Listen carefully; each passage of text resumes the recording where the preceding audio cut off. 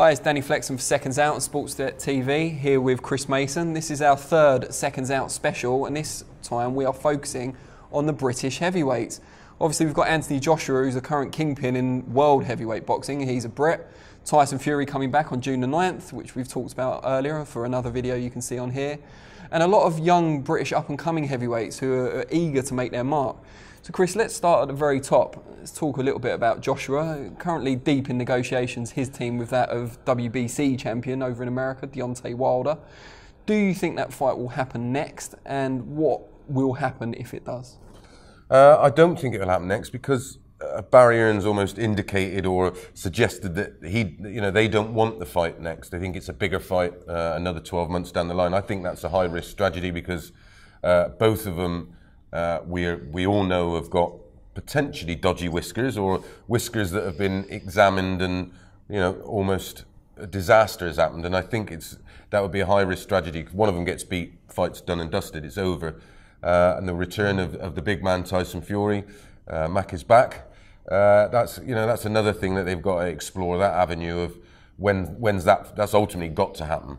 I mean, the other consideration is that at the moment it's a match for all 4 major world titles, whereas in a year's time those belts could be fragmented and it won't be as big a sell from that perspective. Is AJ going to lose a belt because he's not going to face a mandatory? I think that's another thing that's going to happen. So there's going to be a belt vacant. Will Fury go straight after it? Will the governing body put him as the number one for that belt? It's an interesting time for the heavyweight divisions. I'm not sure about whether the quality's there, but there's definitely some interesting fights. And AJ at the moment is the best heavyweight on the planet for me. I think he beats Wilder. I think it's a high-risk fight because Wilder is one of those a straight-up boxing guy. They're easy to read, or easier to read. Someone like Wilder, he's a little bit disjointed. He throws shots from areas you shouldn't be. His feet are often in the wrong place for throwing that type of shot, which makes him an awkward opponent. And he got a punch like a mule. That right hand, if he catches you on the chin, it's lights out. Don't matter who it is, or what heavyweight. He's explosive. And he managed to find a way to get the timing, with that power, but it's so unorthodox. It's a real tough read for any heavyweight. And especially someone like AJ, who's not particularly elusive. We know he's very straight lines. It's all basic boxing stuff. He doesn't spin off, has no angles, doesn't really move that much from side to side. He's sort of up and down, which he's made for a right hand. I still give Joshua the edge. I think he eventually just breaks him down and catches him with a shot. We know he can be hurt. Ortiz had him in all sorts of trouble. He did. And Ortiz is allegedly only 48 only. A fairly inactive heavyweight. And we don't even know how good Ortiz was. We knew he was a fabulous amateur. But in terms of professional fights, he was an unknown quantity and he still caused Wilder all the trouble he could handle. Fair play to Wilder, like Joshua did against Klitschko. They came through that moment of panic and got the job done. So all credit to him for that. But yeah, I think AJ eventually gets to him and catches him with probably a shot that you don't expect or he doesn't see coming, and then it'll be all over. AJ's obviously the biggest name in the division. Wilder's potentially a bigger name over in the US. Where does Tyson Fury, who comes back on June the 9th, fit into this jigsaw? Because he's not with the same promoter as Joshua. He's obviously signed with Frank Warren on a free fight deal. Yep. They're building kind of a project around him, which is good to see, especially for him. He maybe needs that attention. Yep. Where does he fit into the overall jigsaw? How far away is he from challenging at that level again? I think it certainly won't be maybe after these 3 fights, but it's going to be hard to judge him on that because of the opponents. We know he's going to fight 3, pretty much unknown opponents that are not going to give him too much resilience. Is that the greatest preparation? Is that? I think he's just so popular now, and that there's this fascination between him and AJ that ultimately the fight's going to have to happen. Where is he in the rankings? Well, we don't know. That's the thing. We don't know. Is the 2.5-year absence done him any harm? Is he the same fighter? Sometimes, we've seen it before. We've seen it with Lee Selby. All of a sudden, it just all catches up with you, and the legs are gone. We've seen it with David A. That's the first thing to go. They always say about the power, but if you ain't got the legs and the feet to get you in the position, to get the time and to get the shot off, you're gonna have all the power in the world. So we just don't know. We just don't know, and we're not going to know any more in 3 fights. But money speaks. And if it makes money, it makes sense. So I reckon a fight against Wilder or Joshua happens next year. And before we talk about the new generation, there's kind of a middle tier, and I think Dillian Whyte may be somewhat insulted by being included in that, seeing as he is the WBC #1. But you've got guys like Dillian Whyte, David Price, who obviously had the fight with Povetkin recently, came up short but gave a good account of himself. Derek Chisora obviously looking to make a comeback at least at European level, if not higher. What do we see in the future for those three guys? Well, I think the next generation of Gorman, Joyce, and Dubois, who we will talk about shortly. I think they will be fighting that, like you say, that the ones that are sort of coming to the end. Gatekeepers. The gatekeepers, yeah, exactly that. I think that's where they will make their mark, and then we'll find out if they're good enough to take that next level up and potentially fight for world titles. The one I'm excited out of all of them would be Dubois. I think Joyce is a perfect name, the Juggernaut. I mean, he is an absolute monster, and he punches hard. But I think he's very basic. I think he's too upright. I think he's too slow. He doesn't have any feet, and I think the elite level. Box with no feet is a problem. Yeah, I think he would get found out real quick. I would be amazed if he wins a version of the heavyweight title. I would be shocked. I think Joyce is deceptive. I think people that have been in there with him would say, yeah, he doesn't look like much from the outside. Yeah. But when you get in there, he's constantly on you. He cuts the ring off very well. His work rate's constant, and he varies it nicely as well. He's got good variety in his shot selection. I've seen you interview people that he's fought, and they all say the same thing. He's deceptively quick and deceptively mobile, but from the outside looking in, he looks laboured. It looks like it's all a bit too much like hard work. And he's 32. A bit one-paced. Yeah, and he's 32. Okay. He's not, he's not a young man. He's been in boxing a long, long time. Top-level amateur, of course. Top-level amateur. And fought, it's almost the professional ranks. There's no egg guards, and, it's the same size gloves. And he had he had varied success. He got stopped by a small guy and absolutely rinsed by Usyk, who's a very small cruiserweight. That's a worry. Albeit an excellent fighter. Oh, an excellent fighter, but they were in sort of the same place in terms of their age and where they were in their careers. You look how one's evolved, yet we're still having this thing about Joyce being a 4-fight novice, which he's not.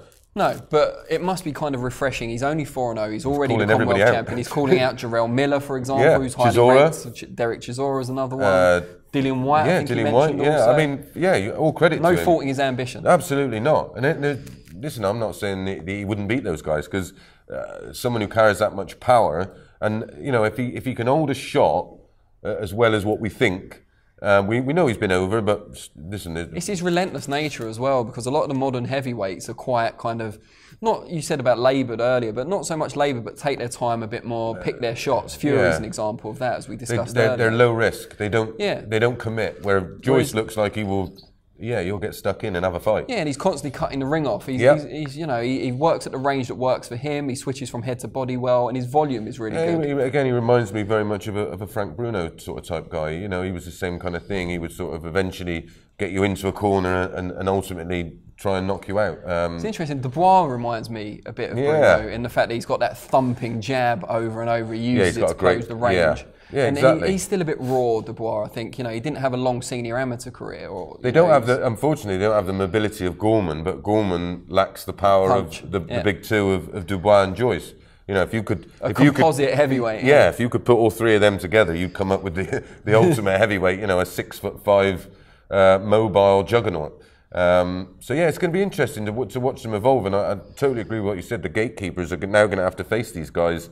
Definitely over the next 12 months, maybe not in the next couple of fights, but sort of 12 to 18 months down the line, they're gonna have to stand up. And they've got some decent fights coming up. We talked about Daniel Dubois. He's fighting Tom Little. Yeah, that's an interesting fight. That's on the June bill. That's a big step up. Tom Little's is an established fighter. He's well known in the industry. He's suffered a few defeats and he's had some good wins. But that's a proper trade fighter. He's what some people would call a chinny banger, in that he carries a lot of power, but he can easily be hurt. Yeah, exactly, and that's what will make it interesting. We know he will take the risk. He's prepared. Listen, he's prepared to get knocked out, by the chance of just winning by catching throwing a shot and landing one on his chin. I'm excited for that fight, because I like to see guys that put it all on the line, and he's one of those that does that, which is why he's got, quite a few losses. And then Nathan Gorman's fighting Sean Big Sexy Turner. That's not an easy fight at all. Turner recently had a big win abroad and then went back over there against a highly touted former amateur star, took him the distance, I think. He's a big, strong heavyweight. That's a proper That's a fight. risk for Gorman. For Gorman, who hasn't got, as we've seen so far at least, a concussive punch. He's going to have to win on his skills and his work rate. And he doesn't have a huge following either. You know, he keeps himself to himself. You very rarely see in interviews with him. I like the way he goes about his business. Obviously trained by Ricky Hatton, and he's sort of almost got that style. You know, he moves well. He closes down the angles. He switch hits. He rotates when he's got them in trouble, and throws great body shots. Very much like, you know, he's like a big version of Ricky Hatton. And it's, you know, if he has the same stones as Ricky, it's going to be interesting. And looking at his background, there's no reason to think different. You know, he's from that community. Boxing's in his blood, obviously, with his grandfather or his uncle, whoever it was. Bartley Gorman, yeah. So it's going to be interesting following his career, and he's exciting. And one guy we haven't talked about, perhaps we should have mentioned in the mid-tier when we were talking about your Dillian Whytes and David Prices, is Hughie Fury, who has challenged for a world title, came up just short against Joseph Parker, and has rebounded with quite a destructive performance against Sam Sexton. I didn't think he'd stop Sam Sexton. I thought he was going to win on points. I thought it'd be a really boring fight. Yeah, I did. Yeah, it wasn't something I was particularly excited about watching. The choice of opponent really didn't do a lot for me. I didn't like his performance against Parker. I was one of the few that, well, I don't know whether I'm one of the few. I didn't have him winning the fight. I know he thought he'd win the fight. I know Peter thought, but you would expect that. But I can't see how they can make a case that they beat Parker. He didn't do enough. Did he answer some questions for you against Sexton then? Yeah, I mean, he's always had this illness. He had a blood disorder, didn't he, that affected him, his training, his strength and conditioning. And he was a very slight heavyweight. He was very lean. He looks to have put on a fair amount of muscle. He looks to be sitting on his shots a lot more. That was an impressive performance. You know, Sexton's no great shakes, but he rarely gets beat like that, if at all.